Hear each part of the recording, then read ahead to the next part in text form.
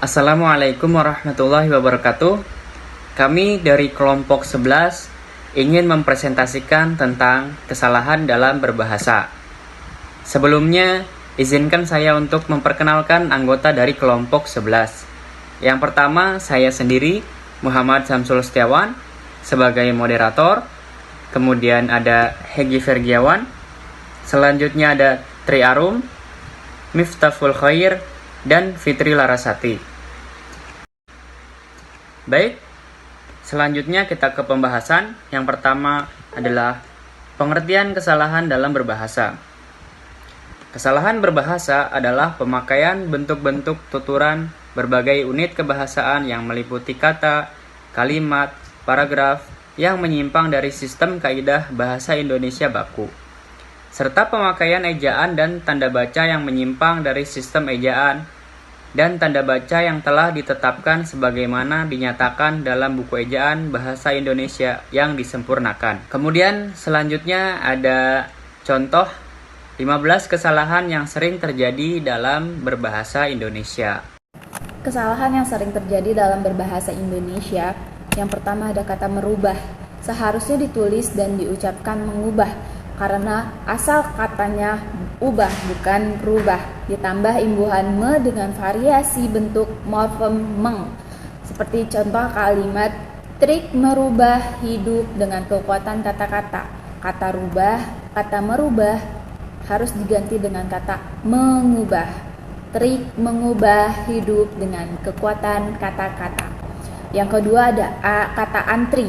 Sering kita mengucapkan dan menulis kata yang salah, seharusnya antre, bukan antri. Dalam Kamus Besar Bahasa Indonesia, kata antre adalah berdiri, berderet, memanjang untuk mendapat giliran. Yang ketiga ada kata apotik. Menurut Kamus Besar Bahasa Indonesia, apotek bukan apotik, karena apoteker bukan apotiker. Apotek adalah toko tempat meramu dan menjual obat berdasarkan resep dokter serta memperdagangkan barang medis. Yang keempat ada kata atlet. Menurut Kamus Besar Bahasa Indonesia, atlet bukan atlet, karena atletik bukan atletik. Atlet adalah olahragawan terutama yang mengikuti perlombaan atau pertandingan kekuatan, ketangkasan, dan kecepatan. Kesalahan yang sering terjadi dalam berbahasa Indonesia kelima yaitu penulisan Februari atau November. Dalam surat menyurat, penggunaan kata Februari dan November sering ditemukan dalam penulisan tanggal surat. Padahal sesuai dengan KBBI 4 tahun 2008 yang benar ialah Februari dan November. Yang keenam yaitu karir. Mungkin dalam pengucapan terdengar sama, namun dalam penulisan ini berbeda. Kata karir merupakan kata serapan dari bahasa Inggris karir. Nah, kata karir sering digunakan dalam kolom pencarian kerja dan tulisan di media cetak dan elektronik. Ketujuh, pemukiman. Media cetak dan media elektronik sering menggunakan kata pemukiman untuk suatu rumah, daerah, atau tempat. Padahal dalam KBBI 4 tahun 2008, pemukiman asal katanya mukim, berarti penduduk tetap, tempat tinggal, kawasan. Pemukiman adalah proses, cara, perbuatan memukimkan, sementara permukiman ialah daerah tempat bermukim, perihal bermukim. Yang kedelapan yaitu mencontek, mensukseskan, mempengaruhi, mensiasati, atau pelesapan. Yang benar adalah menyontek karena berasal kata sontek sehingga S pada kata itu menjadi melulu. Seharusnya menyukseskan, memengaruhi, dan menyiasati.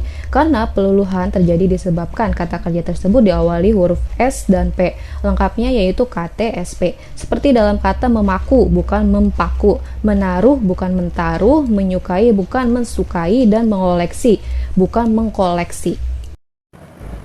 Nomor 9, handphone. Adapun kata yang benar adalah handphone. Handphone berasal dari dua frasa kata dalam bahasa Inggris. Hand berarti tangan, phone berarti suara. Definisi dari handphone atau sering disebut juga telepon genggam adalah suatu perangkat telekomunikasi elektronik dua arah yang dapat dibawa kemana-mana atau portable dan tidak perlu menggunakan kabel atau nirkabel atau wireless. Selanjutnya, nomor 10, kronologis. Kronologis merupakan kata sifat, tetapi kalau ingin bercerita sesuatu tentang suatu rangkaian kejadian, cukup dengan kata kronologi. Seperti dalam biologi menjadi biologi. Strategi yang tadinya pakai G menjadi strategi pakai I. dan mengalami perubahan pelafalan juga. Nomor 11, umroh atau jamaah. Walaupun secara pelafalan benar umroh, tapi penulisan yang benar seharusnya umrah pakai A, umrah, bukan umroh. Begitu juga dengan kata jamaah yang seharusnya ditulis jemaah. Nomor 12, istri.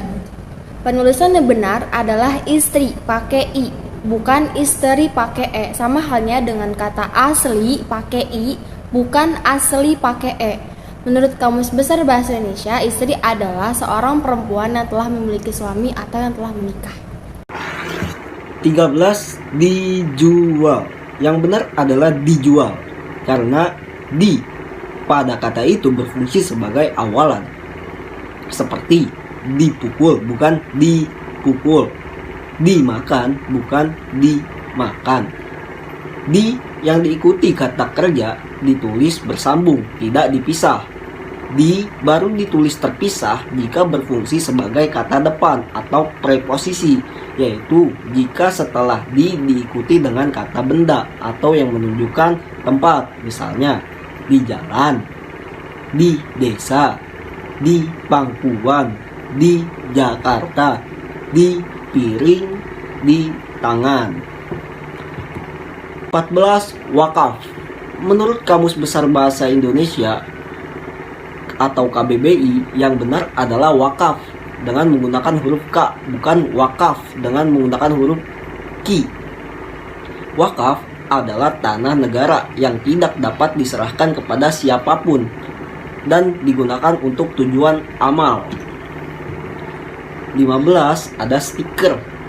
Stiker merupakan kata dalam bahasa Inggris, akan tetapi di sini kami menilai bahwa terdapat kesalahan dalam berbahasa Indonesia secara tulisan, karena menurut Kamus Besar Bahasa Indonesia atau KBBI yang benar adalah stiker, bukan stiker. Jadi yang benar adalah stiker tanpa huruf C di dalamnya, bukan stiker dengan huruf C di dalamnya. Stiker adalah lembaran kecil kertas atau plastik yang ditempelkan. Apa sih penyebabnya? Berdasarkan paparan di atas disimpulkan penyebab dari kesalahan seseorang dalam menggunakan bahasa yaitu 1. Terpengaruh oleh bahasa yang lebih dahulu dikuasai. 2. Kekurangpahaman pemakaian bahasa, terdapat pemakaian bahasa yang dipakainya. Dan ketiga, pengajaran bahasa yang kurang tepat. Baik, cukup sekian presentasi dari kelompok 11. Terima kasih. Semoga ilmu yang kami sampaikan bermanfaat. Wassalamualaikum warahmatullahi wabarakatuh. Kesan dan pesan saya selama belajar bahasa Indonesia dengan Bapak dosen Pak Agus Sulaiman sangat menyenangkan karena bagi saya sangat termotivasi dengan belajar bahasa Indonesia dengan baik, benar, dan sesuai kaidah kebahasaan yang ada. Terima kasih Pak karena sudah membuat motivasi saya dengan pembelajaran yang Bapak berikan. Terbaik. Cukup seru, menyenangkan, tidak membosankan. Karena metode mengajar beliau serius tapi santai supaya tidak tegang. Beberapa materi pun dapat dengan mudah kami pahami, walau sedikit kaget waktu dipanggil secara mendadak untuk menjelaskan materi. Terima kasih kepada Bapak Agus Sulaiman atas ilmu yang telah diberikan. Semoga Bapak sehat dan sukses selalu. Terima kasih Pak.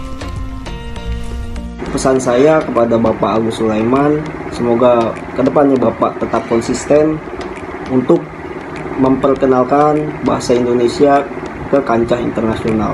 Terima kasih.